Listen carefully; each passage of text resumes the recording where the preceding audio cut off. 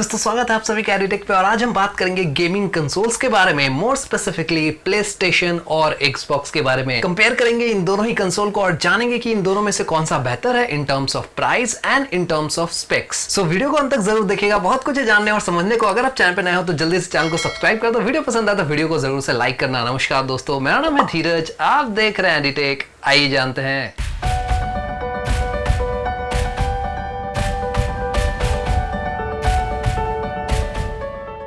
दोस्तों ये एक ऐसी चीज है जिसका इंतजार 90s के किड्स पिछले 5 साल से कर रहे थे और फाइनली वो घड़ी आ गई है। दोनों ही मेजर गेमिंग कंसोल लॉन्च हो चुके हैं। सो जानेंगे इस वीडियो में कि अगर आप लेना चाहते हो कोई एक गेमिंग कंसोल, पुराने वाले को नहीं लेना चाहते, आप वेट कर रहे थे प्ले स्टेशन 5 का या फिर एक्सबॉक्स का, तो इन दोनों में से कौन सा लेना चाहिए, क्योंकि इन दोनों की प्राइस एकदम इक्वल है in terms of dollar.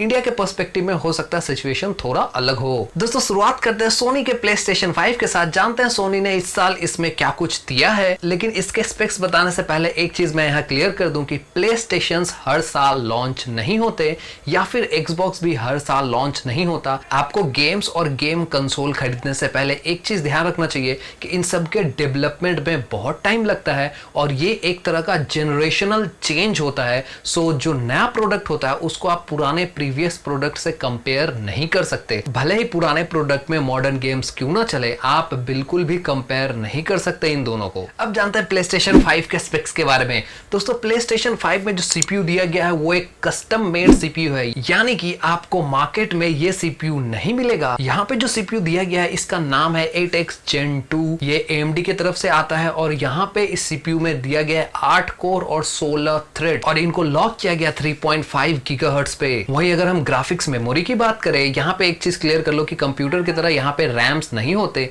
Graphics memory होता है। तो ग्राफिक्स मेमोरी इसमें दिया गया 16 GB का GDDR6 ग्राफिक मेमोरी आपको इसमें देखने को मिलेगा। मैं ये नहीं कहूंगा कि ये सबसे बेहतर ग्राफिक्स मेमोरी है, क्योंकि अगर मैं रिकॉल कर पा रहा हूं सही से तो जो Nvidia का 2080 Ti ग्राफिक्स कार्ड है उसके पास जो टेराफ्लॉप्स है वो है 14 टेराफ्लॉप्स पे वो काम करता है। यहाँ पे जो ग्राफिक्स कार्ड दिया गया है या ग्राफिक्स मेमोरी आप कह लो, वो काम करता है 10 टेराफ्लॉप्स पे। तो ये सबसे बेहतर तो जाहिर सी बात है नहीं हो सकता, लेकिन ये काफी बेहतर है और एक कंसोल के हिसाब से काफी ज्यादा पावरफुल है। वहीं अगर स्टोरेज की बात करें तो यहाँ पे स्टोरेज मिलती है 826 GB। जी हाँ, यहाँ पे 1 TB की स्टोरेज नहीं मिलती PlayStation 5 के साथ, जो कि PlayStation 4 में मिलती थी, लेकिन इसमें नहीं मिलेगी। वहीं अगर हम वाईफाई की बात करें तो वाईफाई जितने स्टैंडर्ड्स हैं अवेलेबल वो भी सपोर्ट करता है, प्लस इसके पास एक एज है, ये वाईफाई 6 के साथ भी काम करता है, यानी कि 802.11ax पे भी काम करता है। सो एक लिहाज से फ्यूचर प्रूफ हुआ, क्योंकि आने वाले वक्त में यानी कि 2-3 साल बाद आपको हर घर में वाईफाई 6 ही देखने को मिलेगा। वाईफाई 6 इनेबल राउटर्स ही बिकने वाले हैं, क्योंकि इंटरनेट की स्पीड और ज्यादा बढ़ेगी आने वाले वक्त में। वहीं फर्दर कनेक्टिविटी के लिए 3 USB 3.1 और एक USB Type-C दिया गया है और एक HDMI पोर्ट भी मिलता है, जिसको आप बेसिकली टीवी से कनेक्ट कर सकते हो। ऑब्वियस सी बात है, बिना टीवी से कनेक्ट किए आप कैसे खेलोगे। और यहाँ जो वीडियो आउटपुट मिलता है जिसको आप बेसिकली टीवी से कनेक्ट करोगे, ये सपोर्ट करता है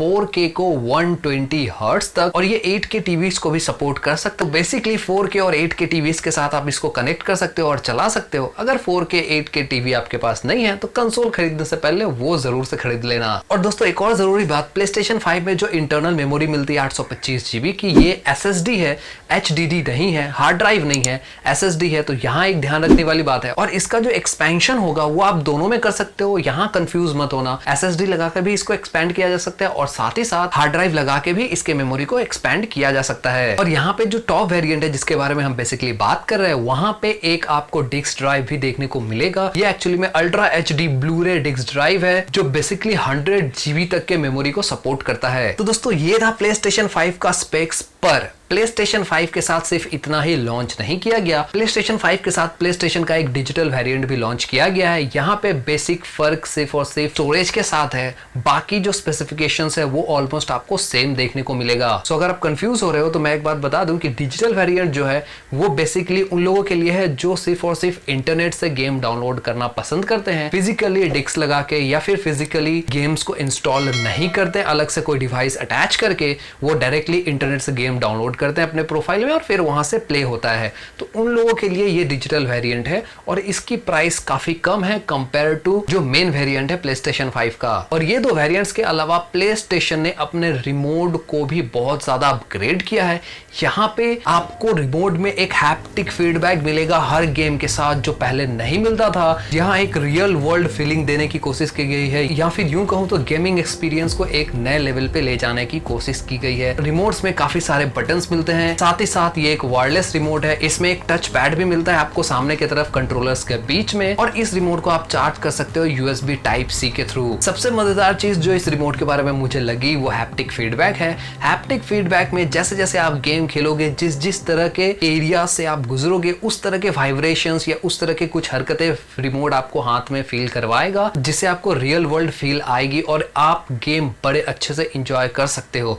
ये बहुत कमाल की चीज है जो इस जनरेशन में सोनी ने PlayStation के साथ किया है। इसी के साथ चीजें यहाँ खत्म नहीं हो जाती। इस रिमोट में एक 3.5mm जैक भी है जिसको लगा के आप 3D ऑडियो का लुत्फ उठा सकते हो। गेम खेलने के लिए जरूरी नहीं कि आपके पास वायरलेस हेडसेट हो। हालांकि PlayStation ने इसके साथ एक वायरलेस हेडसेट भी लॉन्च किया है real world 3D audio enhance करने के लिए। तो अगर PlayStation पे गेम खेलना है तो PlayStation के रिमोट के साथ खेलना है जो कि पहले से चला आ रहा है। अब आपको PlayStation का वायरलेस हेडसेट भी मिलेगा ताकि ऑडियो एक्सपीरियंस और बेटर हो पाए। यहाँ पे एक और चीज है जो PlayStation ने लॉन्च की है, वो है रिमोट। एक मल्टीमीडिया रिमोट लॉन्च किया गया जिसके थ्रू आप PlayStation में ही Netflix और Amazon प्राइम का मजा ले सकते हैं, यानी कि इंटरटेनमेंट पैकेज देने की कोशिश की गई है। अब PlayStation 5 सिर्फ और सिर्फ कंसोल नहीं रह गया, Xbox आज भी सिर्फ कंसोल है। उसके ऊपर आते हैं थोड़ी देर बाद, लेकिन यहाँ पे PlayStation 5 एक ओवरऑल इंटरटेनमेंट पैकेज की तरह काम करता है, बशर्ते आपके पास एक हाई स्पीड इंटरनेट होनी चाहिए। दोस्तों अब आते हैं फाइनल चीज पे। अब आपके मन में चल रहा होगा कि हाँ ठीक है, इतना सब तो बता दिया, 8K में गेम खेल सकते हैं, 4K में गेम्स खेल सकते हैं, ये सब चीजें सही हैं, लेकिन गेम्स कौन से खेल सकते हैं इसमें? तो गेम्स भी PlayStation 5 के लिए अनाउंस कर दिए गए हैं। गेम्स के लिस्ट ये रहे आपके सामने, आप इसको देख सकते हो, जहां पे the most popular Marvel's Spiderman का गेम भी दिया गया है। इसमें मार्वल स्पाइडरमैन में माइल्स मोरल्स की स्टोरी चलेगी। वहीं पे Horizon Forbidden West, Grand Turismo 7, Godfall, Deathloop जैसे गेम्स है। और सबसे बड़ी बात, NBA 2K21 यानी कि NBA 2021 भी इसके साथ आता है। और एक बात, FIFA का 2021 वेरिएंट भी आएगा। दोस्तों ये तो थी सोनी के PlayStation 5 के बारे में पूरी डिटेल। अगर इसकी प्राइस आपको जाननी है तो इसकी जो प्राइस है वो है $499 जो मेन सोनी PlayStation 5 है। वही अगर डिजिटल एडिशन की प्राइस की बात की जाए तो वो है $399। अगर इंडियन प्राइसिंग में इसको कन्वर्ट करें तो ये काफी सस्ता पड़ेगा कंपेयर टू Xbox।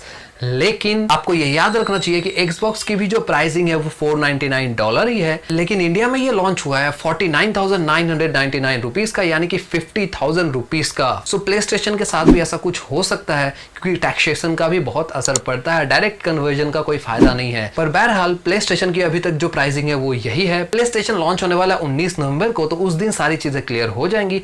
कुछ कंट्रीज में 12 नवंबर को भी लॉन्च हो रहा है, तो उसको अगर साइड रख दे तो इंडिया में जो लॉन्च होगा वो 19 नवंबर को होगा, तो उस दिन हमें एग्जैक्ट प्राइसिंग भी पता लग जाएगा। दोस्तों अब आते हैं Xbox पे। शुरुआत करते हैं इसके स्पेसिफिकेशंस के साथ। यहाँ पे जो Xbox में CPU दिया गया है वो दिया गया है सेम AMD का processor 8X Gen 2 8 core 16 threads के साथ, लेकिन यहाँ पे जो इसकी कोर्स की क्लॉकिंग है वो है 3.66 गीगाहर्ट्ज की। और यहाँ पे दोनों ही केस में आपको एक बात ध्यान रखनी है कि ये 7 नैनोमीटर का प्रोसेसर है, इसीलिए इन सबको यूज किया गया। इंटेल का प्रोसेसर आपको इसमें नहीं मिलता। इंटेल का इसलिए नहीं मिलता क्योंकि इंटेल अभी 10 नैनोमीटर के प्रोसेसर पे स्ट्रगल कर रहा है। 7 नैनोमीटर अभी से 4 साल बाद के लिए प्लान्ड है, तो सोचो यहाँ पे इंटेल का प्रोसेसर लगता तो क्या होता। सो इसलिए AMD का प्रोसेसर यूज किया गया है। ग्राफिक्स कार्ड भी यहाँ पे सेम ही मिलेगा 16 GB की। पर यहाँ जो ग्राफिक्स कार्ड में चेंज है वो मैं देख पा रहा हूँ, ये ग्राफिक्स कार्ड 12 टेराफ्लॉप्स तक जाता है और इसकी फ्रीक्वेंसी जो लॉक की गई है वो लॉक की गई है 1.825 गीगाहर्ट्ज पे।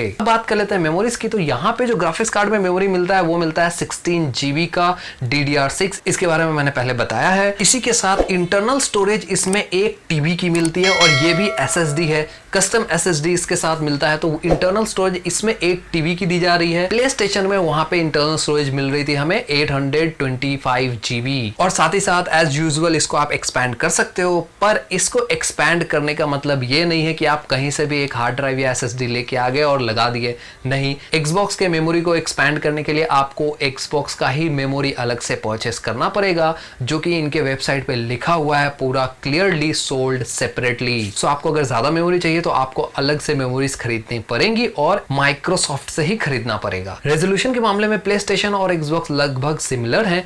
4K गेमिंग आपको 120 फ्रेम्स पे करा सकता है, उसी के साथ 8K गेमिंग भी इसमें की जा सकती है। और मजेदार चीज AMD FreeSync के साथ ये आता है। तो अगर आप एक ऐसे टीवी या मॉनिटर के साथ इसको कनेक्ट करते हो जिसमें AMD FreeSync है, जो कि आज के डेट में ज्यादातर मॉनिटर्स में आता है, तो आपको यहाँ पे इसकी भी चिंता करने की जरूरत नहीं है। लैग वैग ये सब वो संभाल लेगा। वहीं अगर साउंड आउटपुट की बात की जाए तो ये डॉल्बी डिजिटल 5.1 को सपोर्ट करता है, बशर्ते आपके पास वैसा स्पीकर होना चाहिए। और यहाँ पे एक और बात क्लियर कर दूं कि टीवी के केस में भी सेम है। आपने ले लिया PlayStation 5 और Xbox X सीरीज और मालूम पड़ा टीवी है फुल HD, तो क्या फायदा लेने। तो यहाँ पे प्लीज मेक श्योर करना कि ये लेने से पहले 50,000 का टीवी खरीद लेना। 50,000 का टीवी मैं हो सकता है कम प्राइस कोट कर रहा हूं, क्योंकि 4K और हाई फ्रेम रेट टीवी चाहिए तो 50,000 के बियॉन्ड तो जाना पड़ेगा। वहीं अगर कनेक्टिविटी की बात की जाए तो यहाँ पे HDMI पोर्ट दिया गया है, एक HDMI 2.1 आपको देखने को मिल जाएगा। USB के 3 पोर्ट्स दिए गए हैं, USB 3.1, तो टोटल 3 पोर्ट्स USB का दिया गया है, एक HDMI का दिया गया। और वायरलेस कनेक्टिविटी की बात की जाए तो ये Wi-Fi 5 को सपोर्ट करता है। यहाँ पे Wi-Fi 6 नहीं मिलता, ये एक मेजर डिफरेंस लगी। Wi-Fi 6 देना चाहिए था। आने वाले वक्त में लोग Wi-Fi 6 यूज करेंगे। और एक चीज यहाँ पे क्लियर कर दूं कि इसका मतलब ये नहीं है कि Wi-Fi 6 का राउटर अगर आपने लिया तो Xbox के साथ वो काम नहीं करेगा। जनरली जितने भी Wi-Fi 6 के राउटर्स आते हैं वो पूरे बैगेज के साथ आते हैं, यानी कि प्रीवियस जनरेशंस के भी Wi-Fi उसमें होते हैं, Wi-Fi स्टैंडर्ड्स उसमें होते हैं, तो वो इसके साथ अच्छे से काम करेगा। इसके लिए आप निश्चिंत रहो। लेकिन एक चीज है, Wi-Fi 6 Xbox के साथ आना चाहिए था। सो गाइस, ये थी Xbox के स्पेक्स। अब जान लेते हैं इसके गेम्स के बारे में। और ये रहे वो गेम्स जो Xbox ने अनाउंस किए हैं, जिसमें आपको Assassin's Creed Valhalla दिख जाएगा। एक चीज गौर करना कि PlayStation के केस में Assassin's Creed Valhalla नहीं दिखा था। यहाँ पे मेरे को थोड़ा डाउट हो रहा है कि क्या Assassin's Creed Valhalla PlayStation पे चलेगा। उन्होंने इसको फीचर अभी तक नहीं किया है, एटलीस्ट जब तक मैं ये वीडियो बना रहा हूँ। वहीं पे द Ascertain, मीडियम और 2K21 Watch Dogs Legion आ रहा है Xbox पे। Watch Dogs के सीरीज अगर आपने नहीं खेले हैं तो आप समझ नहीं पाओगे, ये गेम बड़ा ही कमाल का है। इमोशनली कनेक्ट कर लेता है गेमर्स के साथ। सो अपने आप में ये कमाल की सीरीज होती है। और Watch Dogs Legion जो लेटेस्ट सीरीज है वो Xbox पे आएगी। सो ये थी गेम्स। और अगर हम बात करें इसकी प्राइस की, तो इसकी प्राइस मैं पहले ही बता चुका हूँ, 49,999 रुपीज। इंडिया में ये इस प्राइस पे लॉन्च हुआ है। अब आप बताओ नीचे कमेंट बॉक्स में आप क्या लेना पसंद करोगे, PlayStation 5 या फिर Xbox X series. So guys, ये थी पूरी डिटेल इन दोनों ही गेमिंग कंसोल के बारे में। अब उम्मीद है कि आपके पास एक बेटर नॉलेज है इन दोनों ही गेमिंग कंसोल्स के ऊपर, और आपको एक ओवरऑल आइडिया हो गया होगा कि कौन सा गेमिंग कंसोल कैसा है। यहाँ पे एक सवाल मन में उठता है कि इन दोनों को आप परचेस कब से कर सकते हो। तो फिलहाल के लिए जो PlayStation 5 है वो 19 नवंबर के बाद से ही कर सकते हो। इनका जो Amazon इंडिया का पेज है उस पे अभी कोई अपडेट नहीं है, उसका लिंक मैं नीचे वीडियो के डिस्क्रिप्शन में दे दूंगा, आप वक्त वक्त पे जाके चेक कर सकते हो। अगर प्री ऑर्डर स्टार्ट होता है तो वहां पे दिख जाएगा। और Xbox के केस में जो रिलीज डेट रखा गया वो रखा गया 10 नवंबर, और आप इसको प्री ऑर्डर कर सकते हो 22 सितंबर से। सो गाइस, ये थी पूरी डिटेल। मिलता हूं आपको एक नए वीडियो के साथ, तब तक के लिए जय हिंद।